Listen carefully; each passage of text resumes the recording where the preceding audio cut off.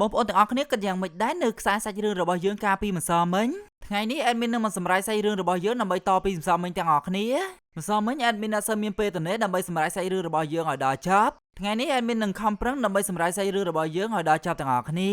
ចាប់ផ្ដើមនៃសាច់រឿងយើងបានឃើញអ្នកគ្រូលីបានចូលមកដល់ខាងក្នុងបណ្ណាល័យដើម្បីជួបជាមួយនឹងនាយករងនិយាយអំពីសិស្សនៅខាងក្នុងសាលារៀនជួបបារីដោយសារតែអ្នកគ្រូលីចង់ឲ្យសិស្សនៅខាងក្នុងសាលារៀនឈប់ជួបបារីទៅនឹងបន្តការសិក្សាខំប្រឹងប្រែងដើម្បីរៀនសូត្រប៉ុន្តែនាយករងនៅខាងក្នុងសាលារៀនមិនយល់ស្របជាមួយនឹងយោបល់របស់អ្នកគ្រូលីនោះទេដោយសារតែនាយកសាលារៀនក៏ជួបបារីអស់រយៈពេល40ឆ្នាំដែរអ្នកគ្រូលីក៏ត្រូវបាននាយកសាលាដើម្បីស្ដីបន្ទោសឲ្យនិងឲ្យអ្នកគ្រូលីទៅធ្វើការរបស់ខ្លួនឯងទៅសូមកុំមករញ៉េរញ៉ៃជាមួយនឹងការងារមួយនេះអីឥឡូវនេះហ្គាមីនរបស់យើងកំពុងតែត្រូវបានសេយុនដើម្បីបញ្យល់មេរៀននៅខាងក្នុងសាលារៀនហ្គាមីនរបស់យើងកំពុងតែបញ្ចូលដើម្បីឲ្យសេយុនចូលមកដល់ខាងក្នុងក្រុមសិក្សារបស់ខ្លួនប៉ុន្តែសេយុនមិនព្រមចូលក្រុមសិក្សារបស់ហ្គាមីននោះទេហើយបានសួរត្រឡប់ទៅហ្គាមីននោះដែរហេតុអ្វីបានជាហ្គាមីនឯងចង់រៀនពូកែហ្គាមីនបាននិយាយថាខ្ញុំគ្រាន់តែចង់ក្លាយទៅជាមនុស្សល្អមួយរូបតែប៉ុណ្ណោះហ្គាមីនបានប្រាប់ទៅសេយុនថាមានតែសេយុនឯងប៉ុណ្ណោះទើបស័ក្តិសមចូលក្រុមសិក្សារបស់ខ្ញុំពីព្រោះខ្ញុំមើលឃើញថាសេយុនឯងគឺជាមនុស្សពូកែរៀនសូត្រសញ្ញាសម្គាល់ដែលខ្ញុំអាចសម្គាល់សេយុនបានថាគឺជាមនុស្សពូកែរៀនសូត្រដោយសារតែដៃសេយុននៅខាងស្ដាំគឺមានស្នាមក្រិនដែលពូកែសរសេរអក្សរហ្គាមីនបានប្រាប់ទៅសេយុនថាតោះចូលក្រុមសិក្សាជាមួយនឹងខ្ញុំនិងយើងខំប្រឹងរៀនសូត្រជាមួយនឹងគ្នាប៉ុន្តែសេយុនមិនព្រមចូលក្រុមសិក្សារបស់ហ្គាមីននោះទេដោយសារតែសេយុនបានដឹងថានៅខាងក្នុងសាលារៀននេះគឺមានក្រុមមួយហើយគឺជាក្រុមអ្នកលេងអញ្ចឹងហើយយុនវូមិនអនុញ្ញាតឲ្យពួកគេបង្កើតក្រុមសិក្សានោះទេដោយសារតែសាលារៀននេះគឺជាសាលារៀនអ្នកលេងមិនមែនជាសាលារៀនសម្រាប់អ្នករៀនសូត្រនោះទេ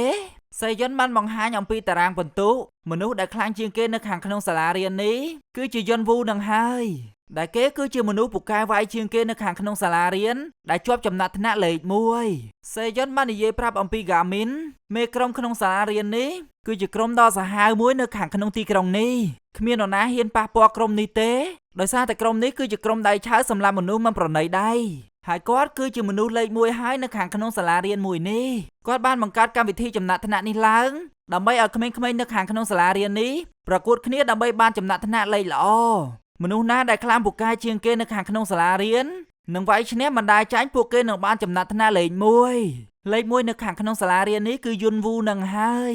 ដោយសារតែគេគឺជាមនុស្សតែម្នាក់ដែលវាយបណ្ដាចាញ់សូម្បីតែមួយដងហ្គាមីនបានបង្ហាញចំណាត់ថ្នាក់ដែលសេយុនធ្លាប់ប្រឡងជាប់លេខ2នៅខាងក្នុងសាលារៀនមួយនេះដោយសារតែសេយុនគឺជាមនុស្សពូកែរៀនសូត្រសេយុនក៏បានទាញក្រដាសចំណាត់ថ្នាក់នោះមកដើម្បីហែកចោលនិងដេញហ្គាមីនចេញពីមុខរបស់ខ្លួនដោយសារតែសេយុនបានដឹងថាគេមិនអាចចូលក្រុមសិក្សារបស់ហ្គាមីនបានទេសេយុនក៏បានចាកចេញពីថ្នាក់រៀននេះទៅឥឡូវនេះយើងបានឃើញបរិសម្នាក់កំពុងដើរចូលមកដល់ខាងក្នុងដើម្បីទទួលសញ្ញាបត្រដោយសារតែបរិសម្នាក់នោះហើយគឺជាមនុស្សតែម្នាក់ដែលអាចមានពិន្ទុល្អជាងគេនៅខាងក្នុងសាលារៀននិងធ្វើឲ្យគំរូអ្នករាល់គ្នាបានឃើញពួកគេទាំងអស់គ្នានៅខាងក្នុងសាលារៀនបានទះដៃអបអរសាទរទៅបរិសម្នាក់នោះចំណែកឯសេយុនជាមួយនឹងហ្គាមីនបានត្រឹមតែធ្វើមុខស្មើនិងអស់សង្ឃឹមតែប៉ុណ្ណោះសេយុនកំពុងតែលុបមុខនៅខាងក្នុងបន្ទប់ទឹកក៏មានបរិសម្នាក់ដើរមកបោកធ្វើឲ្យសេយុនខឹងខ្លាំងណាស់និងបានស្រែកជេរនិងស្ដីបន្ទោសឲ្យទៅបរិសម្នាក់នោះដោយសារតែសេយុនស្មានតែហ្គាមីនមករញ៉េរញ៉ៃជាមួយនឹងខ្លួនទៀតហើយបានងាកមុខទៅថាឃើញបរិសម្នាក់នោះមិនមែនជាហ្គាមីននោះទេគឺជាយុនវូនឹងហើយដែលជាមនុស្សតែម្នាក់ដែលជាប់ចំណាត់ថ្នាក់លេខ1នៅខាងក្នុងសាលារៀនមួយនេះសេយុនបានងាកទៅបានសុំទោសយ៉ាងលឿនដោយសារតែគេភ័យខ្លាចនិងបាននិយាយថាខ្ញុំស្មានតែមិត្តភក្តិរបស់ខ្ញុំដែលឈ្មោះថាហ្គាមីននឹងធ្វើឲ្យយុនវូខឹងខ្លាំងណាស់ដែលហ៊ានស្ដីបន្ទោសឲ្យខ្លួន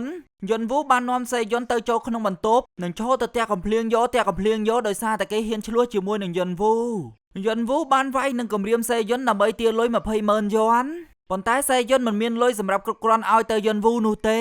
ទៅធ្វើឲ្យយុនវូបានខឹងនិងវាយសេយុនវាយយោតែម្ដង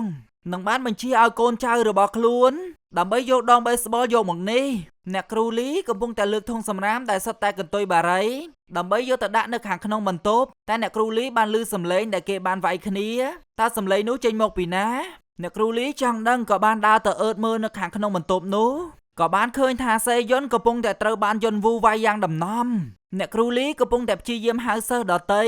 ដើម្បីឲ្យពួកគេចូលទៅជួយសេយុនប៉ុន្តែគ្មាននរណាម្នាក់ព្រមជួយអ្នកគ្រូលីនោះទេនឹងបានដើរចាកចេញពីទីនេះអស់ អ្នកគ្រូលីក៏បានសម្រេចចិត្តដើម្បីចូលទៅខាងក្នុងជួយដល់ខ្លួនឯងតែពេលនោះយើងក៏បានឃើញថា Garmin ចាប់ផ្ដើមចូលមកដល់និងព្រមជួយអ្នកគ្រូដើម្បីចូលទៅជួយសេយ៉ុន Garmin បានប្រាប់ទៅអ្នកគ្រូលីថាសេយ៉ុនគឺជាអនាគតកូនក្រុមនៅក្នុងក្រុមសិក្សារបស់ខ្ញុំ Garmin ក៏ចាប់ផ្ដើមបើកទ្វារនៃឃ្លាំងនេះនិងទាញឧបករណ៍ពន្លត់អគ្គីភ័យមកដើម្បីបាញ់កុំឲ្យពួកគេបានមើលឃើញនិងបានចូលមកជួយសង្គ្រោះសេយ៉ុនដើម្បីចាកចេញពីបន្ទប់មួយនេះអ្នកគ្រូលីបានតែឈរធ្វើមុខឡើងស្រឡាងកាំងដោយសារតែមិនដែលឃើញហេតុការណ៍មួយនេះគ្រាន់តែ Garmin បានជួយសង្គ្រោះសេយ៉ុនចូលមកដល់កន្លែងដែលមានសុវត្ថិភាពហើយតែសេយ៉ុនមិនសប្បាយចិត្តនោះទេដោយសារតែសេយ៉ុនបាននិយាយថាខ្ញុំត្រូវបានគេវាយចិត្តបានបញ្ចប់ទៅហើយហេតុអ្វីបានជាអ្នកជួយខ្ញុំចាកចេញខ្ញុំនឹងខ្លាចទៅជាគោលដៅរបស់ពួកគេទាំងអស់គ្នាដោយសារតែខ្ញុំរត់គេចអំពីបញ្ហាខ្ញុំក៏ចង់សិក្សាដូចជាក្មេងដទៃផងដែរប៉ុន្តែសាលារៀនមួយនេះមិនព្រមអនុញ្ញាតឲ្យយើងសិក្សាក្នុងពេលដ៏ល្អនោះទេបើមិនដូច្នោះទេពួកគេនឹងសម្លាប់យើងចោល Garmin បានតែត្រឹមធ្វើមុខស្មើនឹងអស់សង្ឃឹមដោយសារតែគេមិនដឹងថាដោះស្រាយបញ្ហាមួយនេះបែបណានោះទេសេយ៉ុនបានត្រឹមតែដើរចាកចេញពី Garmin យ៉ាងអស់សង្ឃឹមក៏បានដើរចូលមកជួបជាមួយនឹងយុនវូដែលយុនវូកំពុងតែឈររងចាំគេអស់រយៈពេលជាយូរហើយបានដើរចូលមកនឹងសួរថាតើម្នាក់នោះគឺជានរណាប៉ុន្តែសេយ៉ុនបានប្រាប់ថាខ្ញុំមិនស្គាល់គេនោះទេយុនវូក៏បានតាក់កំភ្លៀងទៅសេយ៉ុននិងសួរម្សាទៀតថាអាចចង្រៃនោះគឺជានរណាសេយ៉ុនបានត្រឹមតែបដិសេធនិងមិនហ៊ាននិយាយទៅធ្វើឲ្យយុនវូបានធាក់គេផ្ងាក្រោយយុនវូចាប់ផ្ដើមសួរជាលើកចុងក្រោយថាអាចចង្រៃមួយនោះគឺជានរណាបើមិនដូច្នោះទេឯងនឹងស្លាប់នៅពេលនេះហើយសេយ៉ុននៅតែបដិសេធដោយសារតែគេមិនហ៊ាននិយាយឈ្មោះរបស់ Garmin ដោយសារតែគេមិនចង់ឲ្យមានផលប៉ះពាល់ដល់ Garmin នោះទេហើយយើងបានឃើញថាមានជើងមួយមកទាត់អាដង baseball នោះយ៉ាងបែកខ្ទេចទីជើងនោះហើយគឺជាជើងតួឯកប្រុសរបស់យើង Garmin នឹងហើយ Garmin ធ្លាប់វឹកហាត់រាងកាយរបស់ខ្លួនឲ្យរឹងមាំដោយសារតែ Garmin បានគិតថាពេលដែលរាងកាយរបស់ខ្លួនរឹងមាំទើបធ្វើឲ្យខួរក្បាលរបស់គេភ្លឺស្វាងនិងរៀនពូកែ Garmin តែងតែធ្វើលំហាត់ប្រាណមួយនេះជារៀងរាល់ថ្ងៃមិនហ៊ានសម្រាកសូម្បីតែមួយថ្ងៃយុនវូក៏ចាប់ផ្ដើមបើកការវាយប្រហារទៅ Garmin ប៉ុន្តែមិនទាន់បានប្រមាណផង Garmin ដាក់តែម្ដាយស្លាប់ឆឹងតែម្ដងលេខ1នៅខាងក្នុងសាលារៀនមួយនេះមើលទៅមិនបានសូម្បីតែដៃរបស់ Garmin នោះទេ Garmin គ្រាន់តែឃើញបែបនេះព្យាយាមដោះឲ្យយុនវូក្រោកឡើងតើអ្នកមិនអីទេមែនទេនឹងបានដើរសម្ដៅទៅសេយ៉ុនបានតែត្រឹមតែធ្វើមុខឡើងស្រឡាំងកាំងដោយសារតែគេមិននឹកស្មានថា Garmin ខ្លាំងបែបនេះទេ Garmin បានប្រាប់ថាកុំបារម្ភអីចូលមកក្រុមសិក្សារបស់ខ្ញុំតែសេយ៉ុននៅតែបដិសេធបំណងល្អរបស់ Garmin ដោយសារតែសេយ៉ុនបានគិតថា Garmin ក៏គ្មានទំនុកចិត្តគ្រប់គ្រាន់ដើម្បីការពារពួកគេទាំងអស់គ្នាបានដែរពីព្រោះតែពេលនេះ Garmin ចូលមកប្រយុទ្ធដើម្បីពាក់ជាមួយនឹងស្រោមមុខតែប៉ុណ្ណោះសេយ៉ុនក៏បានចាកចេញពីទីនេះនិងធ្វើឲ្យពួកគេទាំងពីរនាក់អស់សង្ឃឹមរៀងខ្លួនសេយ៉ុនគ្រាន់តែចូលមកដល់ខាងក្នុងផ្ទះភ្លាមដែលបានឃើញឪពុករបស់សេយ៉ុនគឺជាមនុស្សប្រមឹកផឹកស្រាជារៀងរាល់ថ្ងៃនិងបានសុំឲ្យសេយ៉ុនឈប់រៀនទៅដើម្បីចូលទៅធ្វើការនៅកន្លែងជាងដែកឪពុករបស់សេយ៉ុនបាននិយាយថាបុគ្គលិកថ្មីនៅកន្លែងធ្វើការគេក៏មានសញ្ញាបត្រផងដែរតែឯកខំរៀននេះគឺដើម្បីអ្វីទៅបើឯទៅសាលារៀនត្រូវបានគេវាយជារៀងរាល់ថ្ងៃបែបនេះឪពុករបស់សេយ៉ុនក៏មានបំណងល្អផងដែរដោយសារតែចង់ឲ្យសេយ៉ុនមានជំនាញមួយដែលបានច្បាស់លាស់សេយ៉ុននៅតែបដិសេធជាមួយនឹងឪពុករបស់ខ្លួនដោយសារតែសេយ៉ុនមានបំណងចង់រៀនសូត្រប៉ុន្តែនៅខាងក្នុងសាលារៀននេះគឺសុទ្ធតែមេបងធំមិនអាចឲ្យគេរៀនសូត្របានទេទើបធ្វើឲ្យឪពុករបស់គេខឹងខ្លាំងណាស់នឹងបានអង្គុយអស់សង្ឃឹមតែម្នាក់ឯងនៅខាងមុខផ្ទះសេយ៉ុនបានងាកទៅមើលគំនោសម្រាមដែលសុទ្ធតែសៀវភៅដែលសេយ៉ុនបានបោះចោលនៅក្នុងនោះមានសៀវភៅមួយក្បាលដែលគេបានកត់អំពីចំណុចសំខាន់ជាច្រើននៅខាងក្នុងចំណែកឯ Garmin វិញបានត្រឹមតែមើលសៀវភៅដែលសេយ៉ុនបានបញ្យល់អំពីថ្ងៃមិញតែប៉ុណ្ណោះ Garmin គឺជាក្មេងប្រុសម្នាក់ដែលមានការតស៊ូខំប្រឹងរៀនសូត្រទោះជាមានបញ្ហាអ្វីក៏ដោយក៏គេនៅតែមិនចោះចាញ់អំពីបញ្ហាមួយនេះដែរគេនៅតែមោះមុតតស៊ូខំប្រឹងប្រែងដើម្បីធ្វើយ៉ាងណាឲ្យសម្រេចទៅដល់គោលដៅ Garmin គ្រាន់តែចង់បង្កើតក្រុមសិក្សាមួយហេតុអ្វីក៏មានបញ្ហាច្រើនបែបនេះតើក្រុមសិក្សារបស់ Garmin អាចនឹងសម្រេចដោយបំណងរបស់គេបានដែរឬទេអញ្ចឹងមានតែចាំមើលសាច់រឿងរបស់យើងតទៅមុខទៀត